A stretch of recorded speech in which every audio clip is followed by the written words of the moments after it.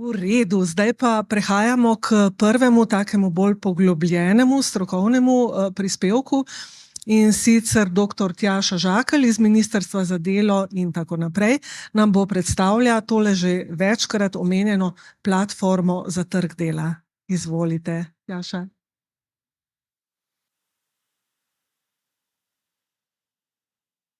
Hvala lepa in lepo pozdravljeni tudi z moje strani. Seveda hvala za povabilo in za možnost predstavitve platforme trga dela.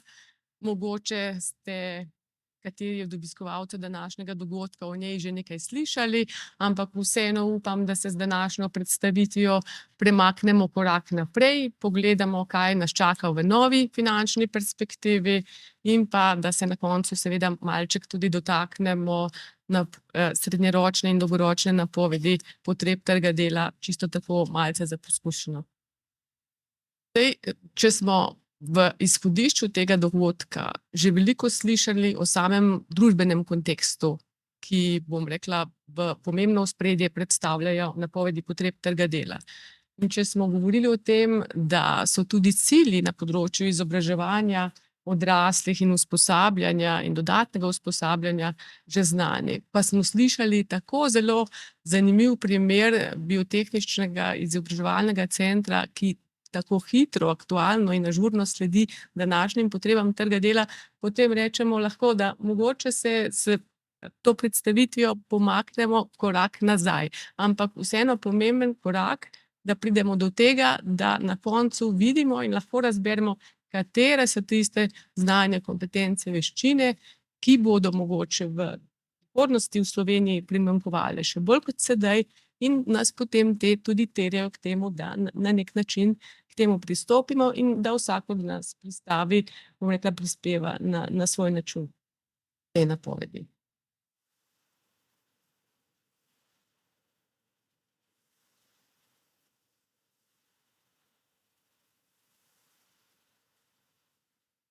Platforma trga dela pomeni nadaljevanje projekta Platforma za napovedovanje kompetenc. S tem projektom smo zaključili lansko poletje. Kot vidite, smo malce spremenili ime, in sicer zato, ker smo želeli samo spremembo nakazati na širino, ki jo želimo zaobjeti. Se pravi, ne samo napovedovanje potreb po kompetencah, ampak v širšem smislu tudi po poklicih in pa tudi, bom rekla, platforma kot omogočanje ujemanja ponudbe in povpraševanja na trgu dela, na slovenskem trgu dela. Ministrstvo za delo, družino, socialne zadeve in enake možnosti nastopa v tej vlogi kot upravičenec, Zavod Republike Slovenije za zaposlovanje pa kot projektni partner, zelo relevanten partner, ne samo zato, ker bo na njem, bom rekla, tista vloga implementacije različnih funkcionalnosti, ki smo se jih zadali, ampak tudi pozneje, ko bomo rekli, se bo projekt iztekel, kot skrbnika vloge platforme, kot tistega, ki bo zagotavljal njeno nadaljnje delovanje in pa tudi seveda ažuriranje podatkov. Projekt traja 5 let, od sredine preteklega leta pa do konca oktobra 2028, namenjen pa je številnim ciljnim skupinam, recimo iskalcem zaposlitve, brezposelnim, delodajalcem, odločevalcem oziroma oblikovalcem politik in pa predstavnikom institucij, ki delujejo na trgu dela in izobraževanja. Namen platforme trga dela je vzpostavitev informacijskega sistema za napovedovanje potreb trga dela po poklicih in kompetencah. Kot boste skozi prezentacijo slišali, mi bolj uporabljamo termin kompetence, vi bolj spretnosti, izhajamo pa iz tega kot recimo ESCO klasifikacija, ki obema terminoma daje enako vlogo in jih pojmuje kot sinonima. Potem bo platforma namenjena tudi identifikaciji vrzeli med ponudbo in povpraševanjem na ravni posameznika lahko in pa na nacionalnem nivoju, lahko na ravni poklicev, lahko na ravni kompetenc, oblikovanju predlogov za umestitev relevantnih kompetenc v programe izobraževanja, usposabljanja, tukaj govorimo predvsem o formalnih oblikah, in pa prikazu podatkov. Oblikovali smo 8 vsebinskih modulov, pri čemer te prve 4 smatramo kot tiste ključne, kot tiste, ki bodo zanimali širšo javnost, potem za bolj poglobljene vpoglede, bodisi v lastne možnosti ali pa v same napovedi, pa sledijo še preostali 4 moduli. Prvi modul bo Iščem zaposlitev, se pravi, tukaj želimo na enem mestu zbrati čim več prostih delovnih mest. Delovali bomo, bom rekla, s ciljem, da platforma zajame čim boljši nabor. Zdaj vemo, da na strani spletne strani Zavoda za zaposlovanje objavljajo prosta delovna mesta tisti delodajalci, ki morajo, ali pa tisti, ki še računajo, da lahko na tem mestu pridejo do svojega kadra. Računamo na to, da bomo s to enostavno uporabo, z različnimi načini diseminacije in spodbudami prišli do tega, da bo platforma zajela velik krog tistih, ki iščejo svojo novo priložnost, in pa seveda velik krog nabora prostih delovnih. Naslednji modul je Iščem kader, ta je namenjen iskalcem zaposlitve. Tretji so gibanja in napovedi potreb trga dela, potem imamo modul, ki je namenjen trgu dela in izobraževanju, pa predlogom za umestitvi relevantnih kompetenc v izobraževalne programe, sektorske analize bomo tudi podrobneje pogledali, možnosti na trgu dela in pa trg dela v številkah. Najprej v prvih 2 modulih Iščem zaposlitev za iskalce in pa Iščem kader za delodajalce. V teh 2 modulih vsak iz svojega zornega kota želimo zbrati ponudbo in povpraševanje. Se pravi, če mene kot iskalko zanima, katere so moje možnosti, da lahko pogledam, glede na to, kar me zanima, kakšna so trenutna razpisana prosta delovna mesta. To lahko pogledam tako, da samo, bom rekla, na hitrico preverim te možnosti, lahko pa to naredim tako, da objavim svoj profil, znotraj njega zelo natančno opišem svoje izkušnje, to, kar iščem, bom rekla tudi dosedanja delovna mesta, ki sem jih opravljala, in s tem pridem do bolj podrobnejšega ujemanja med tem, kar iščem, in tem, kar je trenutno na voljo. Z vidika delodajalca pa zopet obrnjen perspektiva, lahko malce bo pogledal, kaj je trenutno na voljo, lahko pa oddal prosto delovno mesto in potem znotraj vseh tistih, ki bodo imeli izpolnjen svoj profil, pogledal, kakšno je ujemanje. Če tega ujemanja ne bo, bom rekla, v takšnem obsegu, ki bi bil zadovoljiv, se pravi, če dobimo nizke odstotke ujemanja, potem bo sistem sugeriral, kako izboljšati svoje možnosti. Se pravi, ali kakšen kriterij mogoče spustiti, ali pa kakšen podatek več dodati. In pa seveda še alternative, ki bodo podajale predloge, kaj nam bi omogočili boljše ujemanje. Modul gibanja in napovedi potreb trga dela je za platformo zelo pomemben. V njem želimo prikazati trenutna gibanja na trgu dela, to so podatki iz realnega časa, ki izhaja iz modula 1 in 2, se pravi ponudba in povpraševanja, kaj iščemo in kakšna je zaloga kadra. Potem imamo kratkoročne napovedi, to so napovedi, ki jih Zavod za zaposlovanje že dalj časa izvaja, poklicni barometer, ki napoveduje razmerje med ponudbo in ujemanjem, ali bo nek poklic v primanjkljaju, ali bo v ravnovesju, ali bo v presežku. In pa napovedi, ki jih oddajajo delodajalci, to je pa napoved zaposlovanja, anketna raziskava, ki za pol leta naprej napove, kaj bodo delodajalci največ iskali. In pa tudi, kje imajo največ težav pri iskanju kadra. Srednje in dolgoročne napovedi so tiste nove, ki smo jih razvili v projektu v prejšnji perspektivi, pa iz katerih vam bom kasneje tudi pokazala par podatkov. Zelo pomemben vidik napovedovanja potreb, tudi Evropska komisija nas je že dalj časa kot državo na nacionalni ravni spodbujala, da ta vidik razvijamo, se pravi, da lahko pogledamo tudi, kaj nas čaka čez 5, 10, 15 let. Potem imamo naslednji modul trg dela in izobraževanja.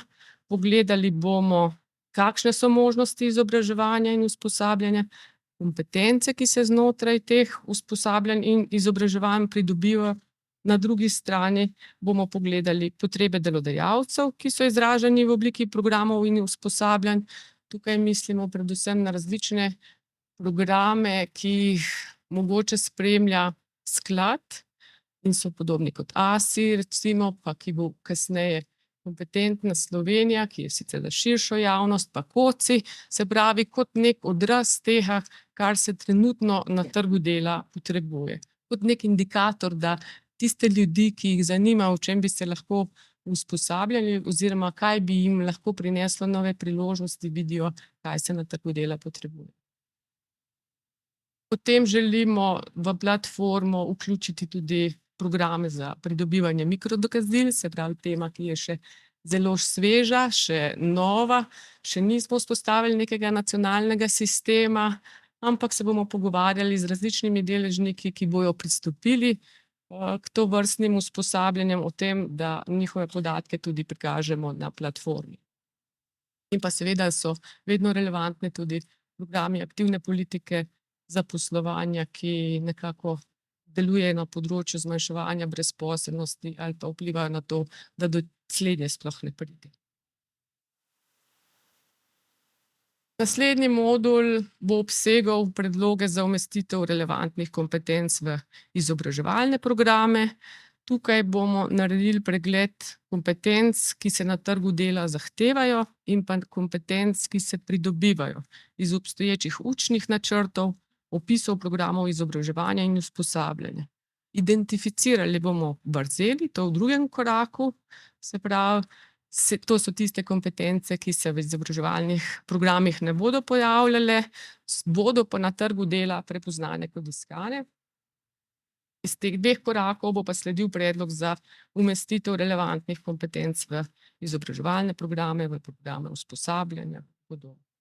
Sektorske analize so tudi pomembne, tukaj bomo na področju izbranih sektorjev. Običajno se fokusiramo na tiste, ki so trenutno aktualni, ki so bolj v razvoju, ki izkazujejo nek, bom rekla, napredek in potencialni razvoj, znotraj njih pogledali, kakšne bodo njihove potrebe, predvsem v smislu kompetenc prihodnosti. Kaj so tiste znanja, spretnosti, veščine, kompetence, ki so oziroma ki bodo ocenjevane kot tiste, kot gradniki razvoja tega sektorja. Potem bodo te sektorske analize posamično prikazane tudi znotraj platforme. Možnosti na trgu dela se nanašajo bolj na to, če posameznika podrobneje zanima, kaj je skladno z njegovimi, bom rekla, željami, pogoji aktualnega zanj trenutno na trgu dela. Saj veste, kadar so, bom rekla, kadar je povpraševanje po kadru veliko, ima tudi iskalec več možnosti, da izbira, se pravi, ta modul bo dal možnost izbire delovnih mest, da pogleda še to, glede na kriterije, ki se posamezniku zdijo relevantne, recimo v smislu samostojnosti pri delu, možnosti za izobraževanje, napredovanje, manjših fizičnih obremenitev, prilagodljivosti delovnega časa in podobno. In pa zadnji modul, trg dela v številkah, ki bo predstavljal kot nek interaktiven portal statističnih podatkov o sporočenih prostih delovnih mestih, glede na iskane poklice in pa kompetence, glede razpoložljivega kadra, glede na zaposlitvene cilje, zopet kompetence, ki jih ima razpoložljiv kader, brezposelni in podobno. Pa na kratko o srednjeročni in dolgoročni napovedi, ki sem jo izpostavila na začetku, kot bom rekla, enega temeljnih ciljev v razvoju platforme v prejšnji perspektivi. Pri tej napovedi izhajamo iz 3 vsebin. Najprej ocenimo povpraševanje. Povpraševanje lahko ocenimo za 5, 10, 15 let v bodoče. Povpraševanje izhaja iz različnih podatkov, ki se nanašajo recimo na srednjeročne makroekonomske projekcije, na dolgoročne napovedi AVG in pa Eurostata, iz podatkov SURS se tudi, bom rekla, napovejo. Potem vprašamo tudi glavne akterje na različnih področjih, kako ocenjujejo potrebe po kadrih za naslednje leta, ampak običajno dobimo bolj, bom rekla, podatke, ki ne upajo tako konkretno napovedovati potreb. So potrebe bolj skromne, se nanašajo točno na tisti poklic, za katerega lahko neka institucija napove potrebe.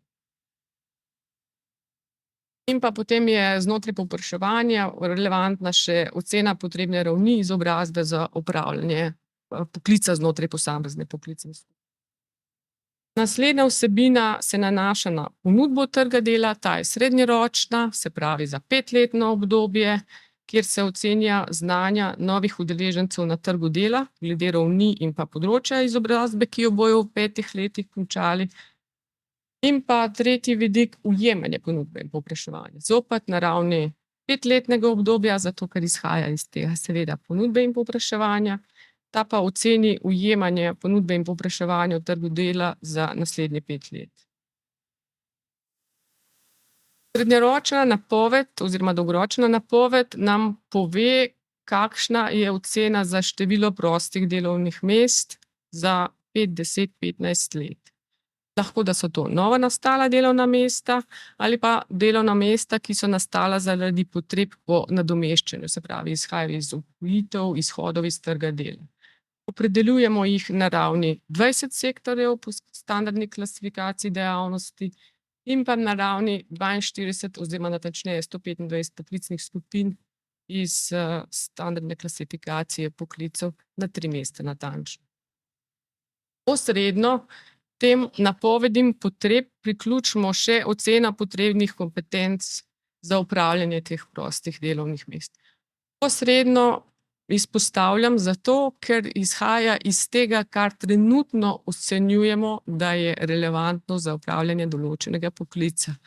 Zavod je v preteklih letih napravil veliko delo, ko je znotraj vsake poklicne skupine zelo natančno preveril, katere so tiste kompetence, ki jih Evropska komisija oziroma ESPO pripisuje tem poklicom kot bistvene ali nebistvene, pa smo jih znotraj, bom rekla, slovenskega okolja na trgu dela prepoznali kot bistvene.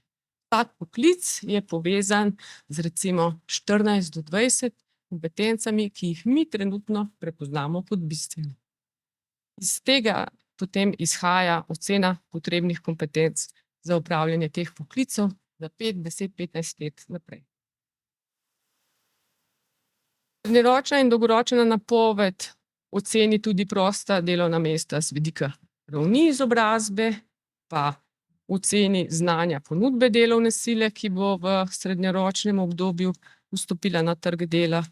To je število oseb po ravni in po vrsti izobrazbe in pa področju študija. In pa omenjeno oceno ujemanja med ponudbo in povpraševanjem. Tukaj pa vidimo, katerega kadra bo primanjkovalo, katerega bo mogoče več, tudi katerih znanj bo primanjkovalo, na katerih ravneh izobraževanja. Tako pa izgledajo napovedi potreb trga dela do leta 2037. Kot vidite, zelo optimistične napovedi za preteklo leto, ko je bila napoved, bom rekla, izvedena oziroma narejena in potem počasno upadanje napovedi. Metodologi opozarjajo, da je takšno gibanje posledica napovedi makroekonomskih gibanj, ki vedno, bom rekla, za trenutno obdobje pa par let naprej napovedujejo pozitiven trend rasti, recimo, če pogledamo že bruto BDP in podobno, potem pa se ta gibanje umirja. In iz tega tudi sledi, da imamo do leta 2026 še napovedane številne nove zaposlitve, od leta 2028 naprej, pa kar je pod nič, pa so to izgubljene zaposlitve. Zdaj, če govorimo o konkretnih številkah, bi danes rekli približno 28.000 delovnih mest do leta 2026, potem pa umirjanje na 24.000 delovnih mest. Če pogledamo največje in najmanjše napovedi prostih delovnih mest, to je na SKP2 največji. Poklici z največjim številom prostih delovnih mest so strokovnjaki. Strokovnjaki matematično-naravoslovnih in tehnično-tehnoloških ved, strokovnjaki za vzgojo in izobraževanje in pa strokovnjaki za poslovanje in upravljanje. Na drugi strani vidimo, bom rekla, delovna mesta, ki se ukinjajo, in sicer na ravni sestavljavcev strojev, naprav in izdelkov, predelovalcev živil, obdelovalcev lesa, oblačilnih in drugih poklicev za neindustrijski način dela in pa poklicev za rokodelsko, obrtna in pa tiskarska dela. Kaj pa napoved povpraševanja glede na raven znanja? Glede na raven znanja bodo prevladovala delovna mesta, za naslednje 5 let govorim, ki zahtevajo 4. raven, se pravi visokošolsko, univerzitetno izobrazbo, magisterij, doktorat. Sledi 2. raven znanja, se pravi nižja poklicna izobrazba, srednja poklicna, srednja strokovna, srednja splošna in tako naprej, k tistim, bom rekla, manj relevantnim, kot je 1. raven, seveda, ki se nanaša na izpolnjeno osnovnošolsko obveznost. Zdaj pa, če te napovedi, te številke, ki za začetek ne povejo kaj veliko, postavimo v ta kontekst demografskih sprememb. Ta graf prikazuje kumulativno zmanjšanje števila prebivalcev starih od 20 do 64 let, to so potencialno tisti, ki smo zaposljivi. In vidimo, da od leta 23 pa do leta 37 lahko predvidevamo, da se bo število ljudi, prebivalcev starih v tej starostni skupini zmanjšalo za približno 60 tisoč. Pa če pogledamo, kakšen je pa trend pri številu oseb, ki imajo prve zaposlitve od 2010 naprej do 2022. Recimo za leto 2022 je bilo med tistimi, ki so prvič vstopili na trg dela, približno 19 tisoč državljanov Slovenije in pa 27 tisoč tujih državljanov. To pomeni, da po nekaterih podatkih vsa novo nastala delovna mesta znotraj precejšnjega števila dejavnosti, bom rekla, se zapolnijo s tujo delovno silo. Podrobno o rezultatih lahko najdete v dokumentu, ki se imenuje Analiza razmer na trgu dela in pa rezultati srednje in dolgoročnih napovedi potreb trga dela do leta 37, če to, bom rekla, vnesete v iskalnik, vsaj analiza razmer na trgu dela, potem bi morali že priti do dokumenta, ki je objavljen na spletni strani ministrstva. Toliko za prvi vtis. Hvala.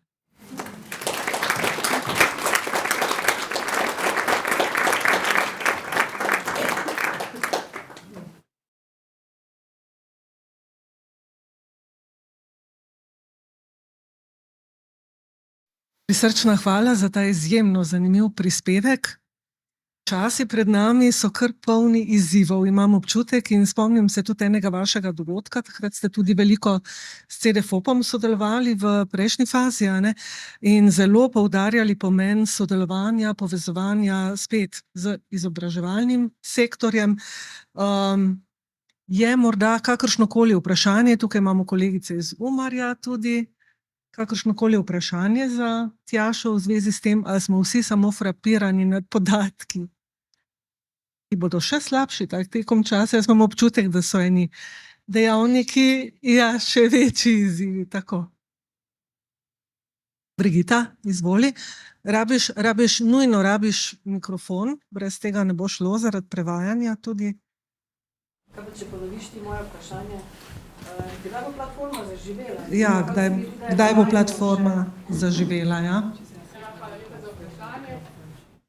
Vprašanje. Platforma načrtuje 3 razvojne faze, tako da recimo podatke iz vseh napovedi potreb trga dela, iz kratkoročnih, srednjeročnih in dolgoročnih napovedi bodo na voljo do konca tega leta.